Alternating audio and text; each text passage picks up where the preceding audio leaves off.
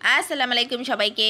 তো আজকে আমি অনেকগুলো মাছ কিভাবে একসাথে পরিষ্কার করা যায় সেটাই আপনাদের সাথে দেখাইতেছি, মানে আপনাদের সাথে শেয়ার করতেছি। এটা হবে কি, আপনারা দেখলে অপরকে যদি দেখানোর সুযোগ করে দেন তাহলে হবে কি আপনাদের নিজের সময় সাশ্রয় হবে, মানে অল্প সময়ে আপনারা কিভাবে অনেকগুলো মাছ একসাথে পরিষ্কার করতে পারবেন সেটাই আপনাদের সাথে শেয়ার করতেছি।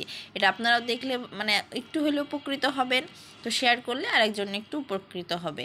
তো এটা হচ্ছে আমি এটা হচ্ছে আমার সিং, মানে সিংয়ে আমি আপনার সবগুলো মাছ, মানে আমি মানে এখানে অনেকগুলো মাছ আছে, বড় মাছ, মাঝারি মাছ, ছোট মাছ, সব মাছই আছে। তো এই সব মাছগুলো আমি একসাথে পরিষ্কার করব, মানে একসাথে আমি মাছগুলো ধুমি, মানে অতটা সময় মানে আমার কাছে মনে হয়েছে যে না, এইভাবে করলে হয়তো আমি তাড়াতাড়ি সবগুলো মাছ একবারে পরিষ্কার করতে পারবো। আমার ওই ছোট মাছগুলো, বড় মাছগুলো, মাথাগুলো আলাদা আলাদা আমার পরিষ্কার করার প্রয়োজন হবে না, বা আমার মানে সময়টাও অনেক সাশ্রয় হবে, আমি খুব তাড়াতাড়ি মাছগুলো পরিষ্কার করতে পারবো।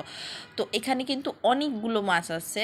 তো দেখতে মানে দেখাই যাচ্ছে যে এখানে বড় মাথাগুলো, ছোট মাছগুলো, আমি মাছগুলো পুরো কাটিনি, বা ওরকম বড় বড় করে রেখেছি। তো এটা হচ্ছে আমার সিংয়ের মধ্যে যে পানি, যে সেটা আমি এভাবে লক করে দিই, লক করে এখানে মাছগুলো দিয়ে পানিটা এরকম ছেড়ে তারপর এখন পানিটা ভরা পর্যন্ত আমি ওয়েট করব। মানে দেখেন তার মধ্যেই কিন্তু আমি মাছগুলোকে সুন্দর মতো মানে ধুইতেছি, মানে পানিটা ভরতেছে আর আমি এটা ধুইতেছি। এটা কিন্তু কোনো সমস্যা হবে না, আপনি পানি ছাইরে দিয়ে এটা এভাবেই মানে ধুইতে পারবেন। এটা দেখেন আমি কিন্তু অনেকগুলা মাছ নিয়েছি, আপনারা মানে ছবিতেই দেখতে পারতেছেন যে এখানে আমি অনেকগুলা মাছ নিয়েছি, আর এই সবগুলো মাছ আমি একবারই পরিষ্কার, মানে একসাথে আমার পরিষ্কার হয়ে যাবে। তো এই যে আমি সিংয়ের মধ্যে পানিটা দিয়ে বারবার এটাকে ধুচ্ছিলাম, মানে পানিটা যখনই ভরে যাবে আবার আমি পানিটা মানে নিচ দিয়ে ওটা মানে সিংয়ের যে মুখটা ওটা খুলে দেবো, আবার পানি চলে যাবে, আবার আমি পানিটা দিই মানে ফুল মানে ছেড়ে দিই, আবার ধুবো, মানে পানিটা ছেড়ে দিয়েই ধুলে ভালো হয়, মানে আপনার মাছ মানে বসে থাকা লাগবে না যে পানিটা কখন ভরবে। তো এভাবে ছেড়ে দিয়ে আমি আস্তে আস্তে মাছ ধুয়ে নেব, মানে এতে করে তাড়াতাড়ি মাছটা, আমার মনে হয় যে যেহেতু অনেক পানি থাকে তো মাছটা বেশি তাড়াতাড়ি পরিষ্কার হয়। তো এই যে আমি মাছটা কিন্তু ভালোই অনেকটা, মানে এক ধোয়া আমি প্রথমে একবার ধুয়েছি, মানে ধোয়ার পর কিন্তু আমার মাছটা কিন্তু বেশ অনেকটা পরিষ্কার হয়ে গেছে। যে আমি যতবার ধুচ্ছি মানে এখানে কিন্তু অনেকটা পানি আছে, এই জন্য মাছটা বেশি তাড়াতাড়ি পরিষ্কার হইতেছে, মানে ধোয়া হইতেছে তাড়াতাড়ি।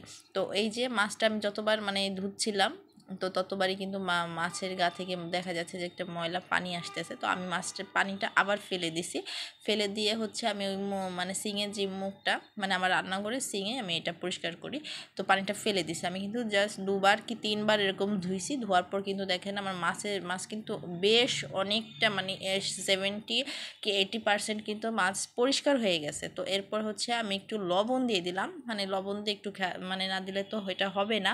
তো এটা আমি লবণ দিয়ে আর একটু ভালো মতো ধুবো, মানে লবণ দিয়ে আর একটু মানে মানে করলে আপনার যে মাছের যে মানে গায়ে যে ময়লাটা থাকে সেটা চলে যাবে তাড়াতাড়ি। তো আমিও বেশ অনেকটা লবণ দিয়ে এটাকে আবার একটু ধুবো, মানে এখনও আমি পানি দেইনি, তার আগে আমি জাস্ট এটাকে একটু মানে কষলিয়ে মানে ধুচ্ছিলাম, যাতে মানে গায়ের যে ময়লাটা সেটা মানে তাড়াতাড়ি চলে যায়।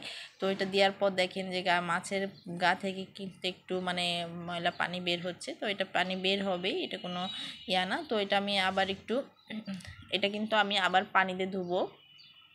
তো এই যে লবণ দিয়ে আমি কয়েকবার ভালো মতো ধুয়ে নিচ্ছি, ধোয়ার পর এখন আমি পানি ছেড়ে দিব, আমি পানি ছেড়ে এটাকে আবার একটু ধুবো।